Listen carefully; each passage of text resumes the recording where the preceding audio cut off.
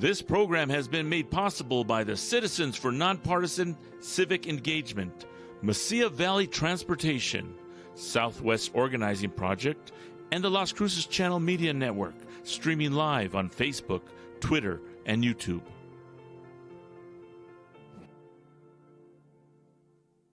When you partner with Mesilla Valley Transportation, you can count on a group of hardworking professionals that make sure your freight is secure, handled with care, and delivered on time. We have proudly been moving America's cargo since 1982, starting with local businesses to now transporting for Fortune 500 companies. We invest in the industry's most advanced technology when it comes to dispatching, logistics, and safety. You can trust that our customers are our #1 priority. Every day we drive our company to be the best, and that's why we drive for you.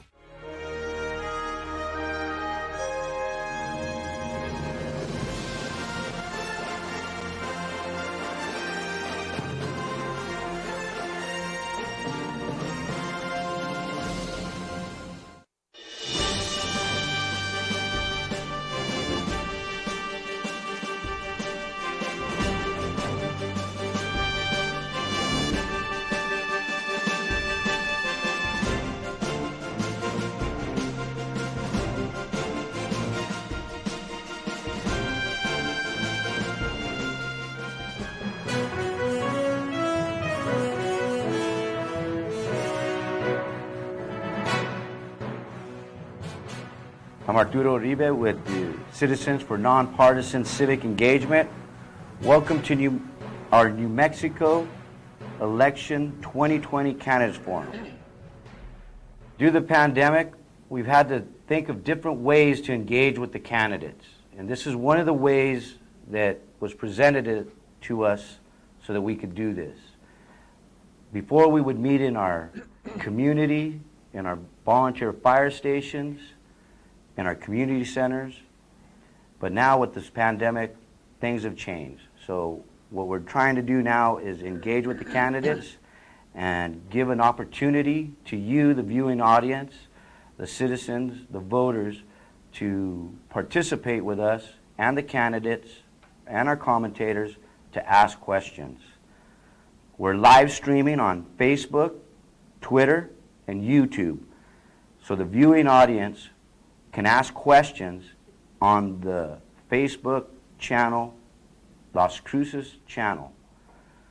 We welcome you to participate, and some of the questions that are asked on the Facebook may be asked of the candidates. With that, I'd like to go ahead and introduce our commentators. Kelly? I'm Kelly O'Connell, and a local attorney, and I also had a talk show on KOBE 1450 Bravo Mike, and it was AM Las Cruces for about 7 years. And I'm also a columnist at Canada Free Press up in Toronto, and was the house piano player for about a year at Hotel Encanto. Thank you. All right, Olga? Olga Nunez, lifetime resident of New Mexico, specifically the city of Central Park. I'm serving on my second term as city council. And I'm very grateful to be here, Arturo. Thank you for the invite, and I'm looking forward to getting our residents engaged and to get them to participate in this coming elections. Thank you very much. Well, thank you both for being here. I'll go ahead and introduce our candidates. I'll go ahead with Mr. Roberts. Hello, John Roberts. I live in Anthony, and I'm running for District 31. Okay. Yes, Ms. Senator? Yeah, Arturo, thank you. I'm Joseph Cervantes. I grew up in La Mesa, New Mexico, and have lived here most of my life. I'm a local attorney, and Jennifer and I have raised our family here in Las Cruces. So I was doing a little bit of research. We all came together and, looked at the maps. So if we get an opportunity to check out the map, but the population of your district is like about 40-some-odd thousand people. And the voter registration breakdown shows that there's like almost 13,000 voters that are registered in the district that are Democrat, and Republicans about 5,308. But then you have the did not states or independents, which makes up another 7,348. The district is predominantly made up of Mexicano communities, Mexicano voters. So understanding that, you know, it's important for us in these rural communities where we live, like even what we're doing right now, there's really a need for Wi-Fi. There's many needs in that community and in that district. So we're hoping that this will, you know, entice folks and elected officials to understand the need for this technology, especially right now during this pandemic with our students who are distance learning. And this pandemic has really demonstrated to us that, you know, things are changing with the technology. With that, I want to go ahead and start asking the questions of the candidates, and I'll go ahead and start with City Councilwoman Olga. Thank you very much, Arturo. I believe we wanted to hear a little bit about the candidate before we start. Yeah. Do you have anything more you want to say other than that intro, or do you just want to go into the question? Background. Oh, no problem. I'm a veteran of the United States Army, Black Hawk helicopter pilot for 25 years, the last 6 of which I've been working in Santa Fe at the National Guard Center up there on the Santa Fe Airport, flying medevac missions for the state of New Mexico. My wife is still on active duty in El Paso at Fort Bliss, and I was an airline pilot, but with her schedule starting out in that business, you got to work, it's union, you've got to work all weekends. She only gets weekends off. She works every weekday, and it wasn't working for us. So I just decided to do the Guard thing.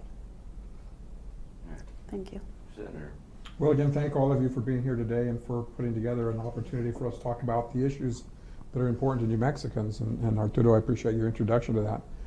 I grew up, as I said, in La Mesa. We're a farming family. We're the 4th generation of farmers there. Going to Anthony was going to the big city when I was a kid. My mom worked in Sunland Park. My dad still lives in Santa Teresa. My brother and sister and I are partners in our farming business. And I'm a lawyer here in Las Cruces. So this is where our roots are at. As I said earlier, Jennifer and I have raised our 3 daughters here. Jennifer and I have been married almost 30 years.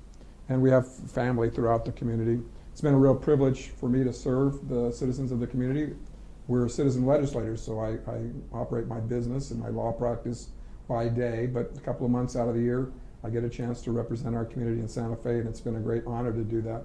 And I'm proud of the things we have been able to accomplish, but we all know there's a lot more that needs to be done. All right. Kelly? So for both of you guys, just a brief question. If you could just give a little paragraph on what you consider the purpose of government to be. What's the vision that you have that you're kind of going after? Joseph. John? I mean, Senator. I'm sorry. Pardon me. Senator. Your question, go ahead. Go ahead. John? Okay. Government in this country is supposed to represent the people. And if government doesn't listen, we re-elect people that do. But that's what we're here for, is to listen and represent. And Mr. Cervantes has been serving for a very long time, carrying that mantle and representing us, and I would like a chance to do as well. I'm a very good listener. And Joe? In today's day, government fulfills a lot of needs. The healthcare, our safety in a community, pandemic that threatens all of our livelihoods. But fundamentally, I think what government is supposed to do is to lead and to bring people together. In other words, to try and hear the voices, but also try to direct the community as a whole. It's not enough to just respond to the public. It's about creating a vision. It's about trying to show direction. It's about trying to show how things can be done by government showing some leadership. But it's also listening to the public and hearing those needs and responding to those.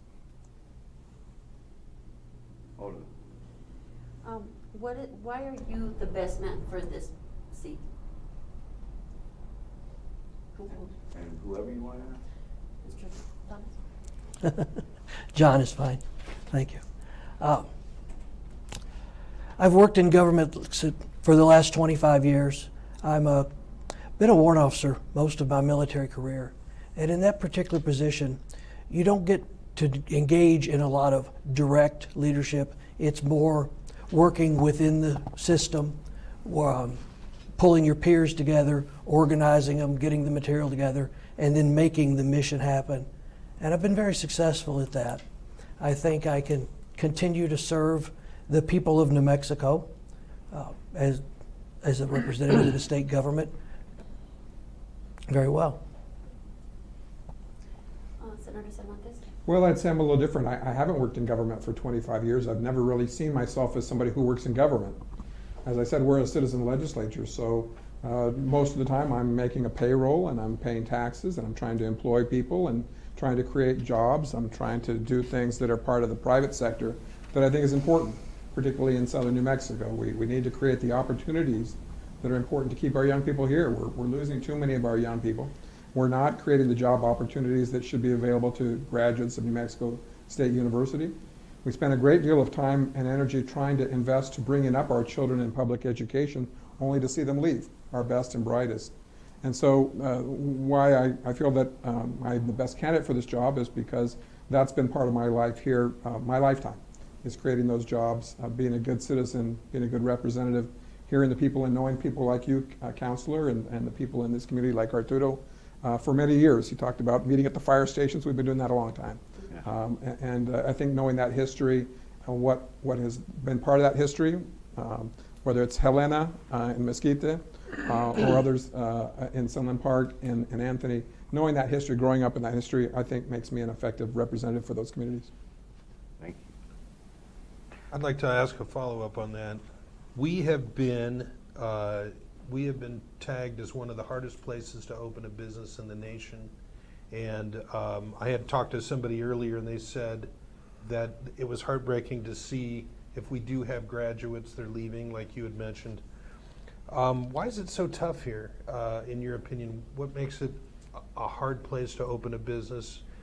The first question. The second question is, what can we do to change it?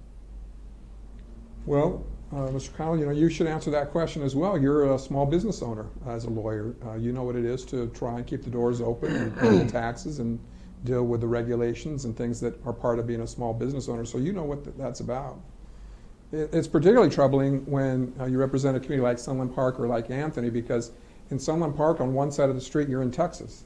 In Anthony on one side of the street you're in Texas. And we know where the business and economic opportunities are happening. They're happening on the Texas side.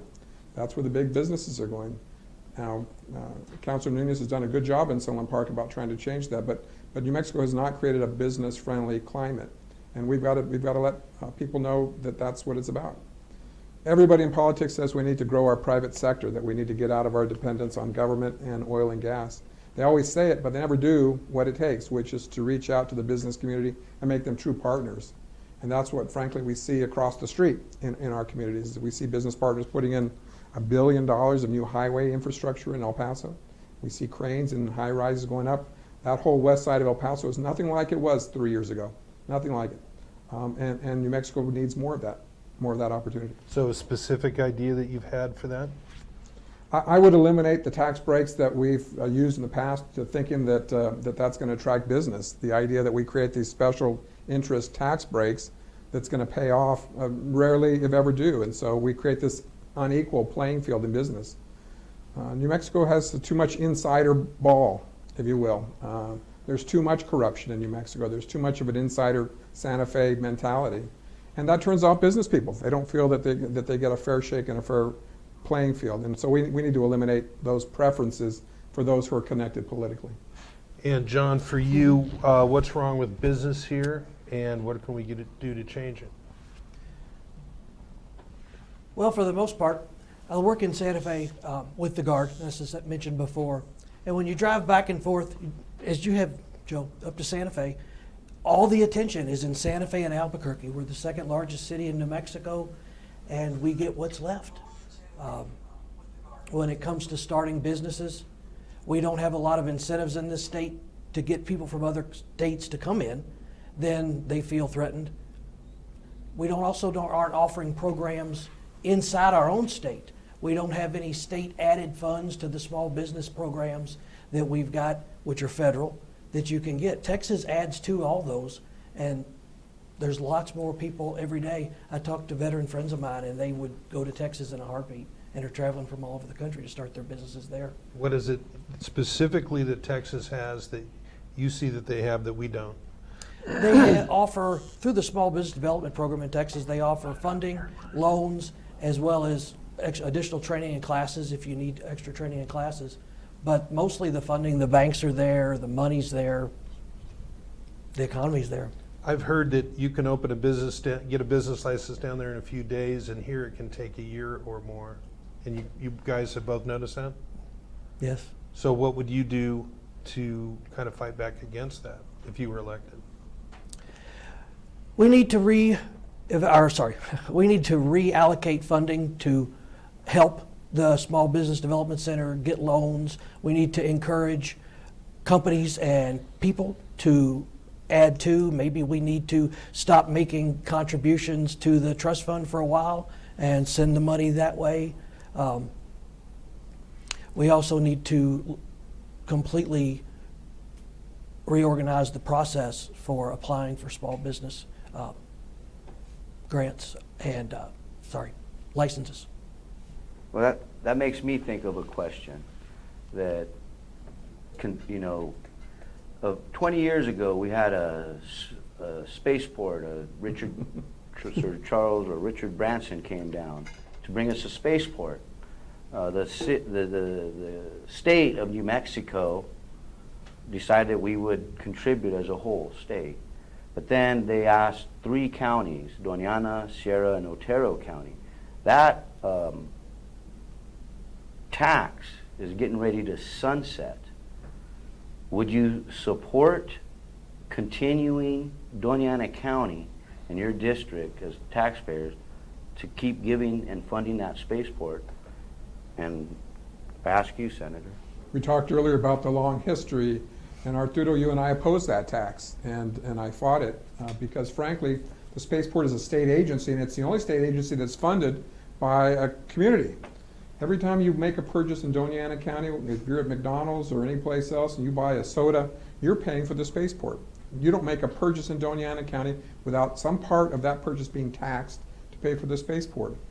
Now, what that means is that tax is not available to pay for roads, for infrastructure, for the parks and other needs of our community. Now, I would disagree with you. I don't think that tax is set to sunset. In fact, that would require an action by the county commission, and I wish they would do it now. Because frankly, the state should be paying for the spaceport, not Doña Ana County. The argument made for it back at the time was that it would bring a lot of economic development and opportunity and jobs to Doña Ana County, and the reality is, once again, a few small people are profiting from that project, but most of us are not. And we're continuing to pay for that, and frankly, we're paying for their budget, we're paying for their salaries, we're paying for their operations. The idea behind that tax was to pay for the building and the construction, but today, every one of us who makes a purchase today, this afternoon, is paying for the salaries and the maintenance and the firefighters and the people that are out there at the spaceport every day. And it should stop. New Mexico should pay for the project, not Doña Ana County. What's your thoughts on that? No, I agree completely. I've driven out there. I was really kind of not impressed. I don't see where it's really bringing the jobs that were anticipated into Doña Ana County at all. There's no housing out there, so there can't be that many people out there all the time. So just educate us, Senator. You know about this, and I don't know as a taxpayer, a voter. So I was under the impression that when we voted for it, we had 20 years, and then it was going to sunset, and then we were going to have people in space. But does it? What's happening now? I mean, if they want us to continue funding it, do we, the taxpayers and the voters that voted for that, do we have the opportunity to vote on it again, whether or not we want to do that? Well, Arturo, again, going back to the history, it's been about 15 years when you and I opposed that tax, and it was opposed by me because it was clear that it was not a project that was going to be financially viable. We spent about $250 million on that project. I would have liked to have seen $250 million go to other projects in our community to create renewable energy programs in New Mexico or New Mexico State.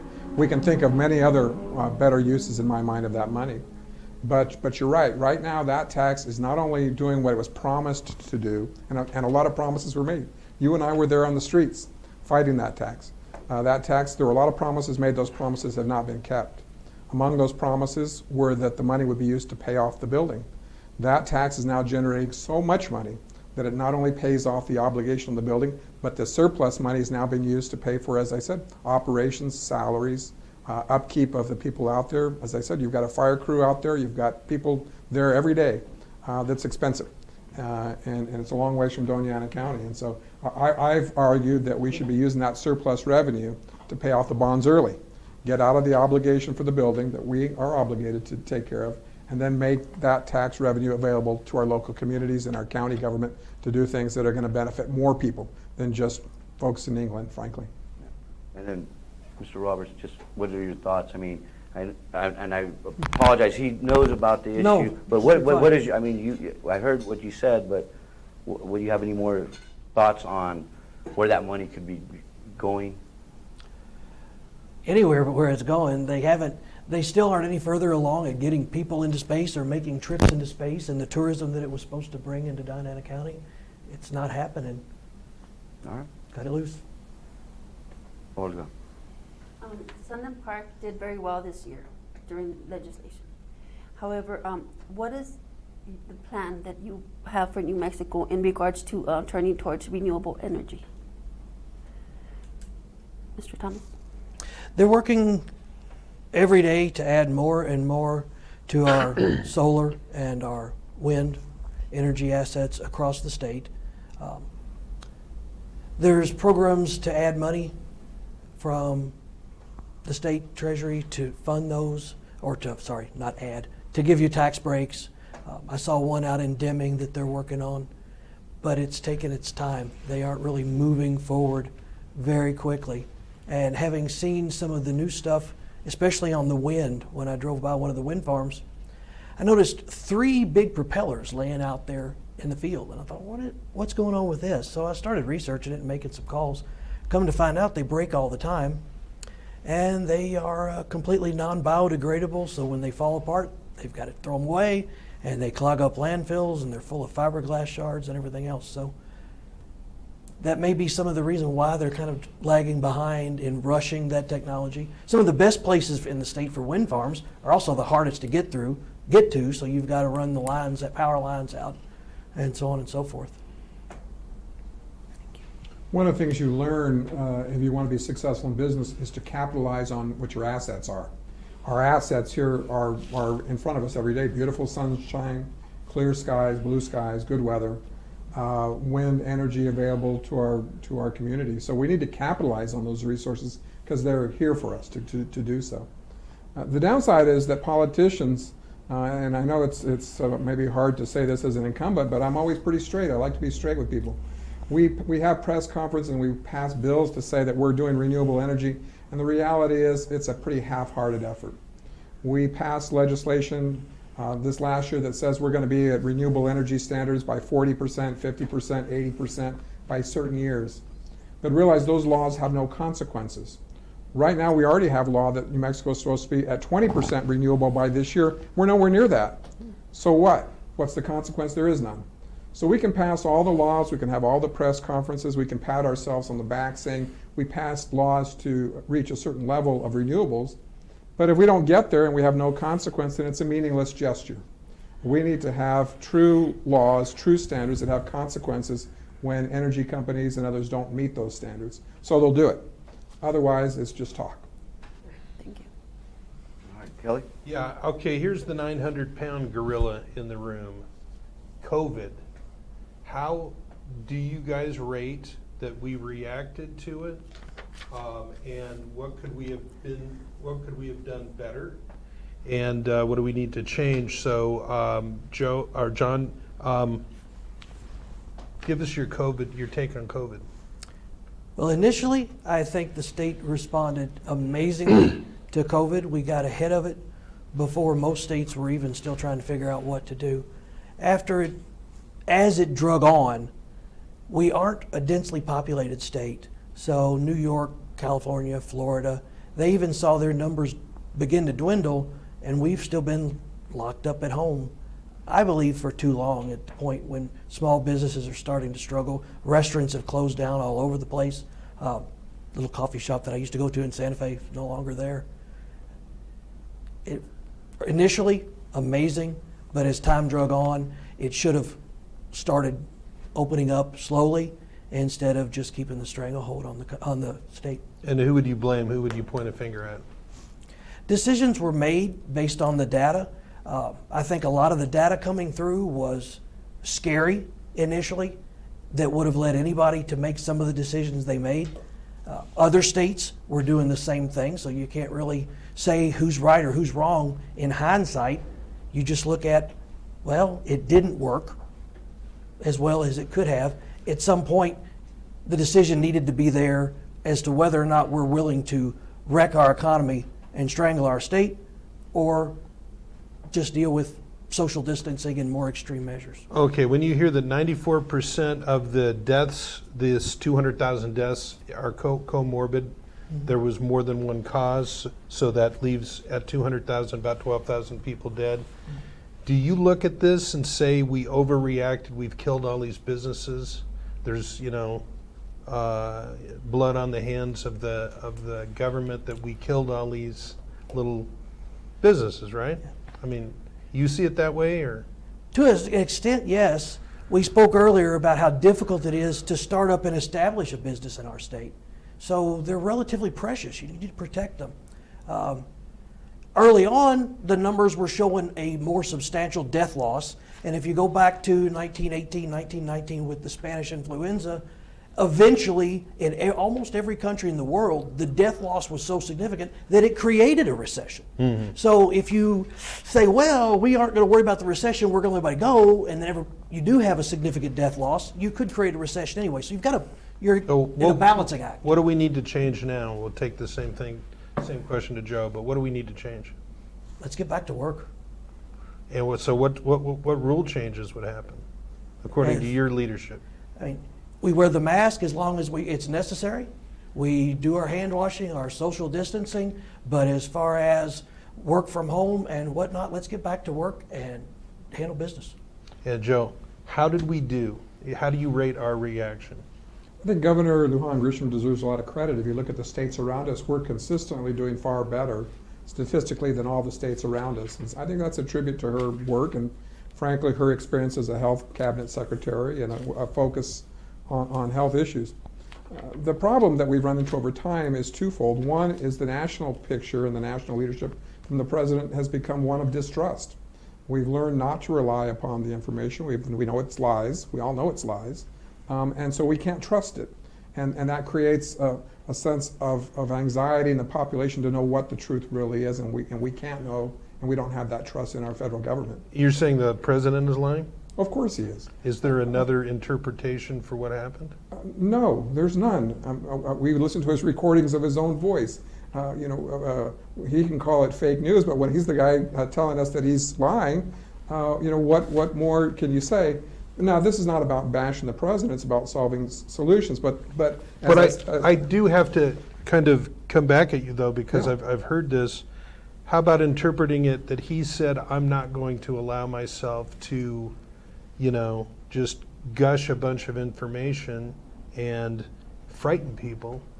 I mean, in listening to what he was saying, it seemed like you could say that what he was really getting at is, I'm not going to overreact so that people don't panic. I'm getting the yellow card for your time. No, him. First of all, we should thank you for putting plastic guards between us in this room. My point is this. What we did wrong in New Mexico and what we're doing wrong in the nation, but here in particular, is an unfairness to the things we're doing. So in this room, we're acting as adults. We have plastic barriers between us. We're exercising social distancing. We brought our masks. There's hand sanitizers all around us. We're acting like adults because we've learned to trust one another. But when you have a government that says we're going to keep Walmart open, but we're going to shut down the local stores, when we're going to allow the big box stores to stay open, but we're not going to trust others, there's no sense to that. There's no logic behind that at all. And so what it does is it breeds a sense of distrust in the government, and it breeds a sense of unfairness in the government. And that's what we have going on here now, is the small businesses don't consider what New Mexico is doing fair. And you can understand and be sympathetic to that, because it doesn't make sense that the local liquor store is shut down, but you can go into Walgreens and stock up all you want. There's no fairness to that. There's no logic to that. There's 1% rate of death right now, and what would you change right now? Well, I don't know if I agree with the 1% rate of death, but for every one of those deaths, it's a tragedy. And so what we need to be doing is what we're doing, putting a lot of support behind our doctors, our hospitals, our healthcare providers. We need to be testing, and right now we really need to be focusing on how we can teach our children and keep them safe. I thank God every day that Jennifer and I have raised our children in this community and got a great education, but they're not in public schools right now. They're in college, and I don't know what I would do as a father if I had daughters right now in public school and I had to choose between getting them educated at school and putting them at some risk. I don't know how I would make that decision, and my heart goes out to those families that have to make that decision every day. All right, with that, we're going to go ahead and take a break. Thank you for tuning in, and we will be taking some questions here from our listening audience on Facebook Live, but thank you. We'll take a break. Okay, when we come back, I get 20 questions? Yeah. Sorry about that. Hey, just a question, bro. Yeah, I mean, I know the follow. I understand.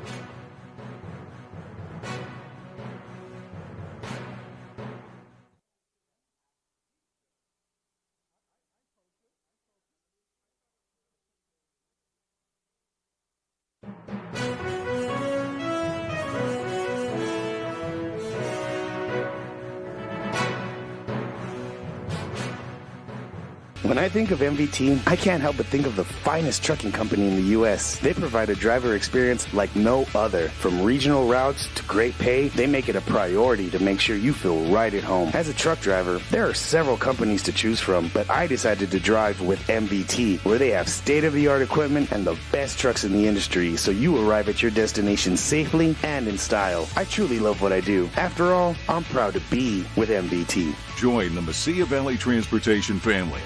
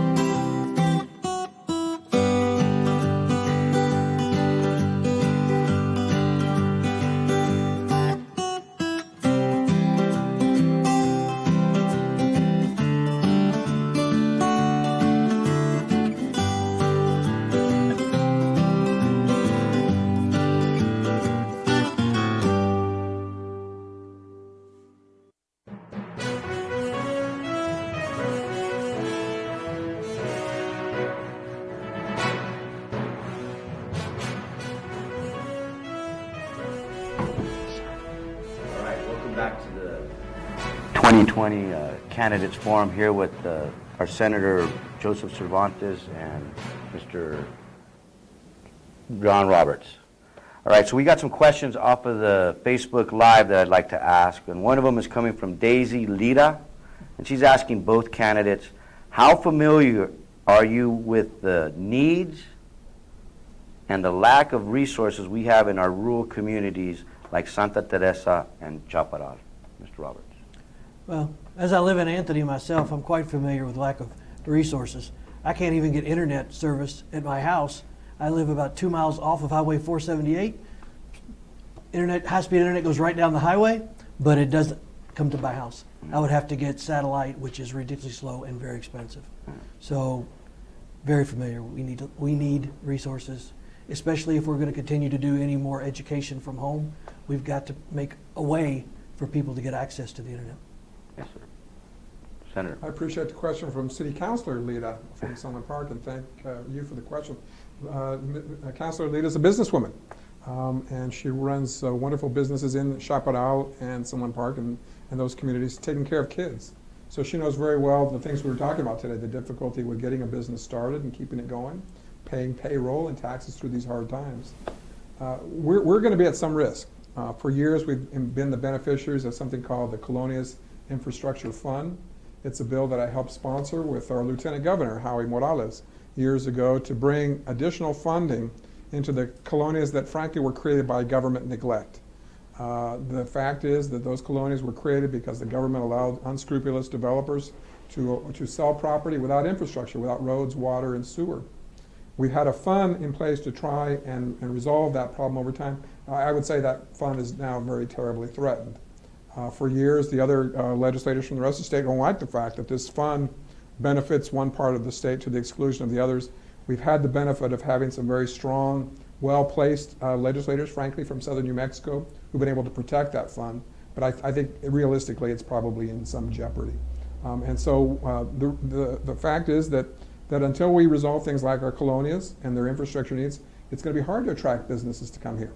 And it's going to be hard to keep our young people here. Do they want to grow up in a community that doesn't have paved roads, that doesn't have water and sewer and infrastructure?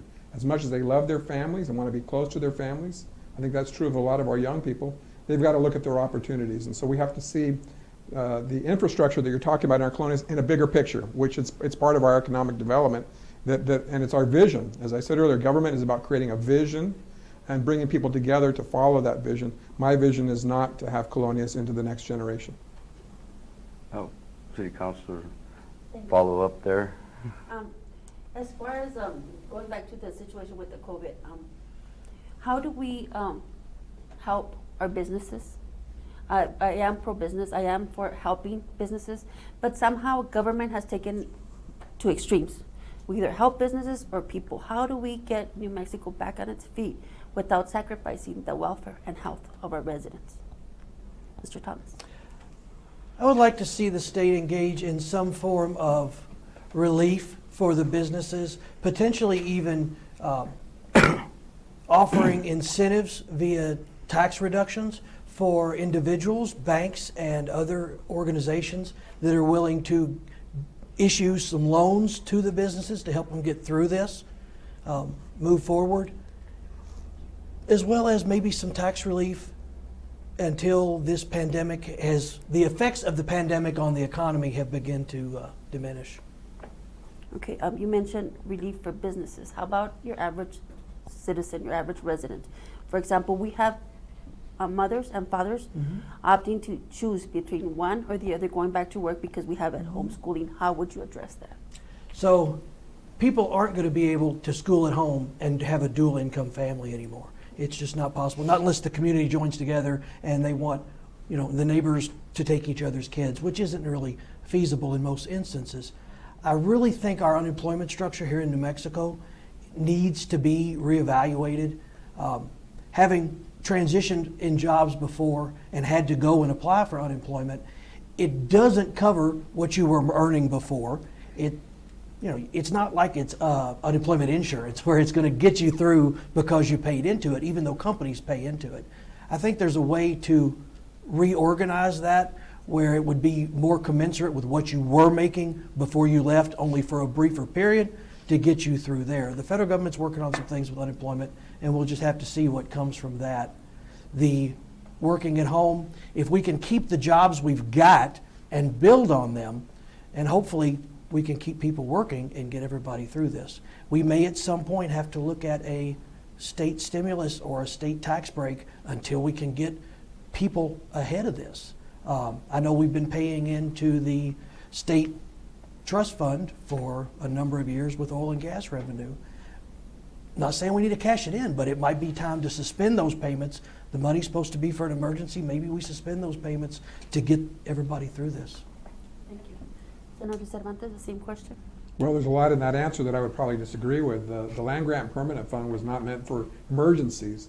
What it does is it funds about 40% of our public education these days. We put aside for generations those oil and gas revenues so that now those funds generate the revenue that we rely upon very heavily. And I think that was smart, and I would continue to do that. I think that we want to get away from an oil and gas economy, but that means investing in a way that we can do that down the road. But your question is about COVID, Counselor, and the first thing we have to do is we have to take politics out of COVID. This is a healthcare issue, not a political issue. So the notion that if you go to one party gathering, you're going to wear masks, and if you go to the other party gathering, you're not going to wear a mask, and it's a political statement of some kind. I came into the studio today here, everyone was wearing a mask, including Mr. Roberts and me as well. We're doing things smartly in this room to try and keep one another safe. We need to take, this needs to not be a political issue. And for whatever reason, it has become that at the national level. And fortunately in New Mexico, it hasn't become quite as harsh a political environment as it is nationally, but that's the first step to treating COVID is something other than political. And when we do that, then we'll begin to try and resolve things like jobs without trying to figure out which side benefits or not. I'll just tell you this, Kelly's here. For whatever reason, my law practice has been deemed an essential business. We never shut down. We didn't miss a day in my office. Everyone has worked. Why is my business essential and the restaurants that I like to go to or the movie theaters we enjoy on the weekends, why are those not essential? Hard to say. We've created these arbitrary rules and policies that are political. And if we took politics out of this, I think that we could trust citizens to make smart decisions distance on their own. But right now it's a statement. If you go to some parts of the state, they make a statement by not wearing masks. If you look at the statistics and the healthcare providers, they say if we all wore masks, we'd lick this thing in very short order, probably more effectively even than with a vaccine. But we're not doing it because it's some places not a political statement to do so. All right, we got another question off Facebook Live. I'll go to you after this question, but we got a question from Reed Elliott. Can you tell me your stance on union membership? Do you support the right to organize? And what is your stance on right to work? Senator. I very much support the right of people to organize as unions and have supported their efforts to continue to try and oppose things like the so-called right to work legislation. It's a pretty simple idea if you put it in the terms that I do. When a group of people who work in a place, and let's use the university here as an example because they did create a union for themselves years ago, when the majority of them get together and decide that they want to have a common representation and they elect that representation by a democracy, I think they have the right to do that, and I support that. I don't think the so-called right to work makes sense because what that does is that allows the people who don't want to participate in the union still get all of the benefits that those who are in the union receive, and that doesn't make sense. That would be like me saying as a taxpayer, I want to pay my taxes in New Mexico and at the federal government, but I only want them to go to a certain purpose or a certain group of people and not to others, and that just doesn't work. So I support the right to organize. I think it's important that they have that voice, and the idea of saying that a right to work bill or a law that allows people to take the advantage of the union benefits, the salaries and everything the union gets for that group, but not have to pay into the union as dues, that's what right to work is. And that's not democratic to me. That's not having the entire group live by the will of the majority. Mr. Roberts? Well, I've worked union jobs before, and unions bring a lot of organization, a lot of aid to the worker. They give them a voice to management so that they don't get, overridden by management's decisions. They keep people from getting fired just because it's cheaper to fire an employee than it is to and rehire them 6 months later when the business comes back. But I don't believe that everybody should have to pay union dues if they want to work at a company. If you don't want the benefits, you don't get the benefits. If you don't pay union dues, you don't get union protection. But you shouldn't be mandatory, especially when the union is or representing workers that work for a state or federal government. In a sense, the union is now controlling the workers and could be controlling the government. To make it mandatory to have a state job if you're in a union, I don't see it. Well, I think that's what Reagan dealt with, as I recall, in the strike that he dealt with. But here's another big question for you guys. Defund the police. We have seen positive evidence that there are certain arrests, whatever, that are not done by the book, and there's been a lot of anger out there. We all know there's still rioting going on. And some people really want to defund the police, and they've just voted for it and overridden the mayor in Seattle. So how do you guys feel about it, John? I think it's a mistake. We need people to enforce the laws that the state, the federal government, the local governments, that they create. If anything, the funding is barely sufficient enough to get the training and the equipment that they need anyway, which it would cause issues like we've seen in other states with the violence and everything else. At the job they're asked to do, with the hours they work and the crazy shifts, any reasonable person wouldn't want the job. And so you're going to get people that are struggling and working too many hours and overly tired, doing a job that takes very careful attention to detail. So when you offer the pay in many places, the police officers don't make as much as restaurant managers. You're expecting them to work more hours. A good friend of mine works up in Albuquerque in the police department. He's a zombie most days during the week. Eventually he gets 2 or 3 days off and practically sleeps the whole time. Yes, people make mistakes. They make poor decisions. They get their paperwork done incorrectly when they're working under those conditions. Joe? I don't support the defunding the police, but to the last answer by Mr. Roberts, there are abuses. Albuquerque is now under audit and investigation because you have police officers who are making $220,000, $250,000 a year with overtime. And the police officers in Albuquerque are some of the highest paid people in the entire city government. There are abuses. What's happening with the idea of defunding is they're only using that as an excuse to dismantle a police office and then start it all over again. Nobody expects the community to live without law enforcement, but when they say defund, what they're really saying is, let's break up the union, let's get rid of the administrators and the people that are in office now, we'll start over again from scratch. That's simplistic, and it's not the right solution. All right, we're going to go ahead and wrap up, but there's folks that have been asking on Facebook, go ahead and ask them for your support, for their vote, but what are the 5 things that you would really like to accomplish if you were elected? Mr. Roberts. I'd like to see education brought on in New Mexico, surpassing every state. I'd like to see more emphasis on getting not just small business, but also bringing in more business and getting more jobs, especially the collegiate level and higher. We're falling way behind. Our college graduates, as Mr. Cervantes said, are going to Texas, they're going to Arizona. They're not staying here in New Mexico because they get their degree and it's gone. They got to take it where they can earn enough to pay off the student loans. So I'd like to see more support for agriculture in the southern part of the state. We've got the bulk of the agriculture in the state. We need to support that. I'd like to see the roads get paved. Everything up north is paved. We're the second largest city in New Mexico. There needs to be some love brought down here. Senator. We have to create jobs in the economy that'll make us all prosper. It takes care of our revenue, our income problems. We have to accept the fact that this next year is going to be one of the hardest years, if not the hardest year New Mexico's ever seen. Our budget is about between $7 and $8 billion. Right now, the latest projections are we're going to be short $8 billion for our revenue.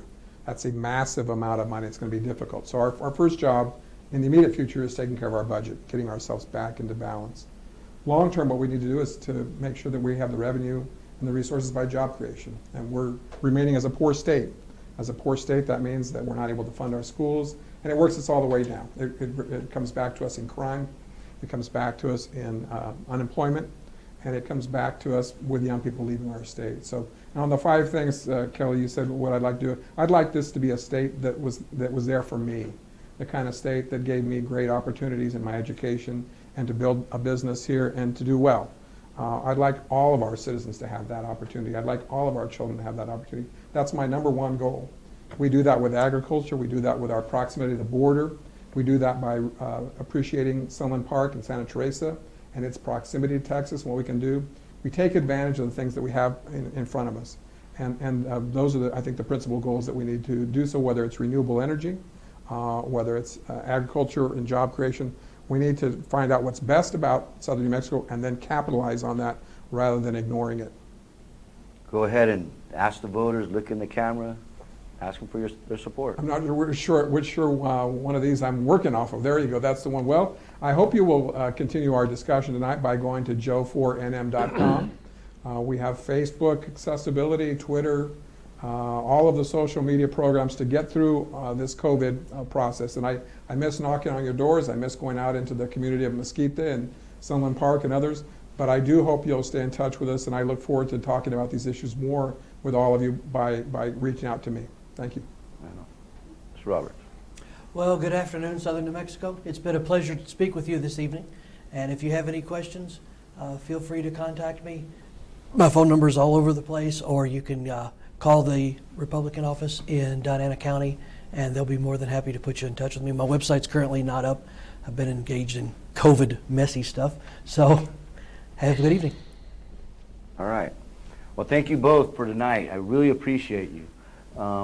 With this pandemic, it's been really hard, and I can imagine as candidates, like you said, getting out, getting yourself out there to the community and the voters has been difficult, and for us also. So I really do appreciate both of you guys coming out, sitting with us, and taking our questions, and having the audience be able to participate with the questions. I hope you look and archive this this show on YouTube, and so any of the comments that you see there, you may be able to address the questions. We couldn't ask all the questions. I wish there was more time, but I wish you both good luck on your campaigns. Thank you very much. With that, I just want to go ahead and talk with our commentators and sit there and ask, well, how do you think? I mean, how do you think it went tonight with our elected officials? It was good. I mean, Joe and I got into it a little bit, but I think the good thing is it's on a subject that there's strong opinions on, and that there just happens to be facts that either side can point to and say, this is the truth on this. And it's even kind of worked out that way in how different states have, addressed the COVID. So I thought it was a good debate tonight, or it was a good series of questions and answers. I think both of these guys are clearly very intelligent. Yeah. Olga. First of all, thank you very much for the opportunity. I believe this gives us a glance at what's at stake. People nationwide, due to the state of our nation, they know what's at stake for the presidential election, and this gives us the opportunity for them not to overlook our election locally, for them to do the research and for them to realize what's at stake locally, and to know that as New Mexico, this is what counts. This is what matters. And I believe Austin Trout said it best when he said, we must vote to live. Yeah. And that's where we're at. And that's the importance of this election come November 3. People need to do their research, they need to engage, and they need to vote. Yeah. Both the candidates, when you were speaking with them, there was like maybe one or two times that we sat there and we heard them. I think Cervantes sat there and said, well, I disagree with you. Yeah. But for the most part, I mean, they were pretty much on point with a lot of the issues and concerns. I mean, for the most part. Is that how, I mean, that's how I kind of took it. I was kind of thinking to myself that, the John Roberts was a more conservative person, I think, but how would that play out in his policies? And it seemed like there was a lot of agreement between the two. Yeah. So maybe that's a result of COVID, or maybe Joe Cervantes is a conservative, a little more conservative type of person. Yeah. I mean, so I think what do you think? Well, as a Southerner, as a resident of the south of New Mexico, one of their challenges as a candidate, once they're seated there, is to pull the resources to the south. So we need people who are strong, who will know how to get the work done, because as a lifetime resident, the consensus has been to the south that we're overlooked. Seeing the legislature this year, I realized that there's a divide. There's a north versus south. So more than ever, we cannot be overlooked. Sunland Park, Chaparral, Anthony, La Union, Berino, we need people who will stand up for us, who will fight to pull those resources. What do you guys think was like the highlight or that stuck out to you? Olga? Well, I believe that they both have the interest of the residents. My biggest concern would be right now, COVID. How do we address this? How do we, get to work once elected? That would be my concern, not to lose any time. I think COVID too. I mean, it's the huge issue right now, and it's affecting the economy. And they say 60% of businesses that go under are never going to. I mean, when they close for COVID, they're never going to open again.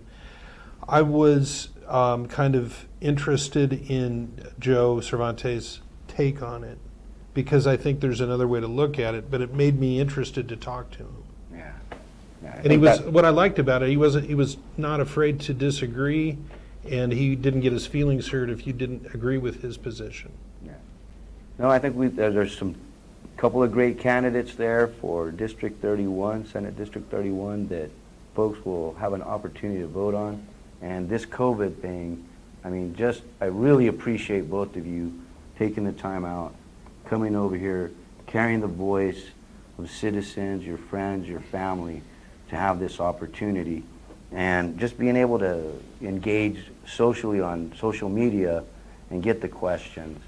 I thought you guys both did a great job, and I really do appreciate you. Thank you. Thanks, Arturo. Thanks for the invite. Right on. Thank you for the opportunity. So I want to also say thank you to the viewing audience, for participating.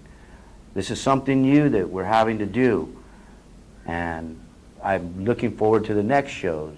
Next week, we'll have Isabel Solis and Joanne Ferrari running for, I believe it's Representative District 31, and then we'll have the clerk's race. So next week, please tune in on Monday and Wednesday. This is an opportunity. We're doing this so that we as citizen voters, citizens who want to be civically engaged and have a voice and an opportunity to hear what the candidates are going to do for us. It's us that hires them. And I believe it's really important that we stay engaged even through this pandemic. So I appreciate the questions that came out from social media. I want to say thank you to my commentators and to our sponsors, Southwest Organizing Project, Mesilla Valley Transportation, and the Las Cruces channel. So thank you very much, and live to vote and vote to live. You guys have a good night.